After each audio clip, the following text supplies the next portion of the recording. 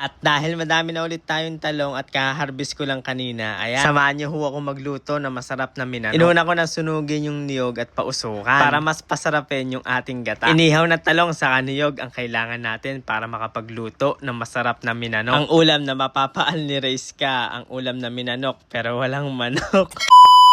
Panibagong araw, panibagong pag-asa. Kaya tara, samahan niyo ho ako sa akin buhay probinsya. Magandang buhay mga katrops! Kakatapos lang ho namin kanina mag-harvest ng talong. Pagkakatapos ko maibenta yung mga talong, ayan, nag-uwi ako ng kubo. Bay, syempre, para magluto ulit ng ating tanghalian. Dahil madami nga tayong talong at kailangan doon sa akin lulutuin na minanok, madaming talong, ay syempre, ay magmiminanok tayo ngayon. Minanok ho yung aking lulutuin ngayon mga katrops. Kaya ayan, nagsalang at nagparikit at nagpabaga na ako ng uling para maihaw na iyang mga talong. Isang bilao na ho yung aking gagawin or aking iihaw. Dati nga nung akong bata ay pagkakahuwi ko galing eskwelahan, ay nagtanong ako, ay inay, anong ulam? Sabi, nandiyan sa lamesa, minanok. Bay, syempre dahil bata ay excited kumain ng minanok. Kaso lang ay pagbuklat ko doon sa may lamesa ay wala namang manok. Yung pala ito na tong talong, yung minanok na ulam. Abay, sabi ko ay minanok na walang manok. Syempre dahil kumakain naman tayo ng gulay at favorite natin yung manok, alay tinikman ko. Bay, pagkakasarap naman talaga nung minanok na yun. Kaya para sa akin, bukod ho sa tortang talong, yan na ho yung masarap na luto diyan sa talong ang minanok. Gagawin ko lang ho diyan sa mga talong ay akin lang ho siyang iihaw at pagka naihaw ko na at okay na siya ay lalagay ko na ulit diyan sa ating bilao. Madali lang naman hong lutuin iyan, yun lang talaga ay kailangan mo lang talaga magtiyaga sa kakaihaw dahil madami-dami tayong iihaw ngayon. Dumating pala si Inay na may dala ho siyang maliliit na galonggong ay paggayan ho yung mga galonggong ay kaliliit ay sadya talaga lagi ho namin niluluto diyan ay sinaing. Meron ho yan na pinagaan na marami-raming kalamansi. Nilagyan ko rin ho yan ng chicken cubes, saka ho sibuyas, paminta at seasoning. Inabay ko na din siya sa pagluluto ho ng minanok. Diyan ko na sinalang abang nag-iihaw ako ng talong. Kaya mga katrops, ay nakatikim ka na baga ng luto ng minanok? Ay kung hindi pa, alay yun ang subukan. Promise ho sa inyo ay napakasarap ho niyan. Inihaw ko muna lahat ng talong bago ko siya kunin yung laman. Dahil tapos na nga akong mag-ihaw ng talong, ayan, susunod na natin lulutuin yung niyog. Yan hong sapal pala ng niyog mga katrops, hindi pa ho yan piga. Gayaan ho talaga yung ginagawa namin sa gata, sa pinanike, sa kahodi, yan sa minanok. Medyo sinusunog-sunog namin ng kaunti yung sapal ng niyog, yung hindi pa piga mga katrops. Tapos amin ho siyang papausukan. Yan hong usok ng bao ang magpapasarap diyan sa ating minanok. Mas masarap ho talaga pag ginamit natin baon ng niyog kesa ho diyan sa uling. Yung magandang baon ng niyog mga katrops, yung sariwa pa ha, yung pinagkayuran nyo ng niyog. Para mapaapoy ko ho at mapausok yan hong sariwa ng baon ng niyog, nilagyan ko ho yan ng uling. Yun ho yung magsisilbing pamparikit niya. Ginamitan ko na siya ng blower para mag-inusok at mag-apoy na rin. At pag okay na, ito na yung pinakalas na gagawin natin diyan sa sapal ng niyog. Bubuhusan natin siya ng suka. Sabay atin hong tatakpan para makulong ho yung usok diyan sa loob. Mas maganda nga kung yung walang butas o sisingawan yung pagkatakipan natin. Isang mangkok hong suka yung akin nilagay dyan mga katrops. Saka natin pipigain yan mamaya. Mamaya ko na siya pipigain. Unahin ko munang kunin yung laman ng inihaw nating talong. Sa pagkuha ho ay para lang tayo nagtotorta. Pwede natin baltan isa-isa, pwede natin baakin sa gitna at kukunin natin yung laman. Depende na lang sa inyo kung saan kayo mas nadadalian. Kung nadadalian kang kasama ako pang habang buhay,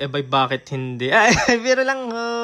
Para lang ho tayo nagtotorta diyan sa talong. Kung nga laang ay kukunin natin yung laman, yung humbalat ay atin ho na siyang itatapon mamaya. Dahil wala nang usok yung niyog mga katrops, ayan, pipigain na natin para makuha na natin yung gata ng niyog. Bago ko siya pigain mga katrops, ay akin ho siyang tatanggalin yung mga baon ng niyog saka yung mga uling. Mahirap kasi pagpiga natin ay may katalasan iyon sa kamay. Kaya sa pagpipiga ay may konting pag-iingat talaga. Bakit ka konti? Abay, pag-iingat po pala talaga para maiwasan tayo masaktan, masugatan. Tapos sasalain natin siya nung pinong-pinong salaan. Para gata lang ho talaga yung mga mapapasama diyan. Sibuyas ho yung kailangan natin diyan. Pwede ho kayo maglagay ng luya diyan mga katrops, pero depende na sa inyo kung gusto nyo may luya. Di na ho ako maglalagay, sibuyas na lang sa kaho. Seasoning, asin, pampaalat. Pwede ngang hindi na yan pakuluan or lutuin. Kaya ang gagawin ko mga katrops, akin ho siyang pakukuluan. Saglit ko lang ho siyang pakukuluan, mga 1 minuto or hanggang 2 minuto. Para siyang kilawin ang luto. Pwede pala kayo mag-request diyan sa comment section mga katrops sa susunod nating lulutuin. Okay na yan mga katrops, luto na yung ating minanok. Kaya tara,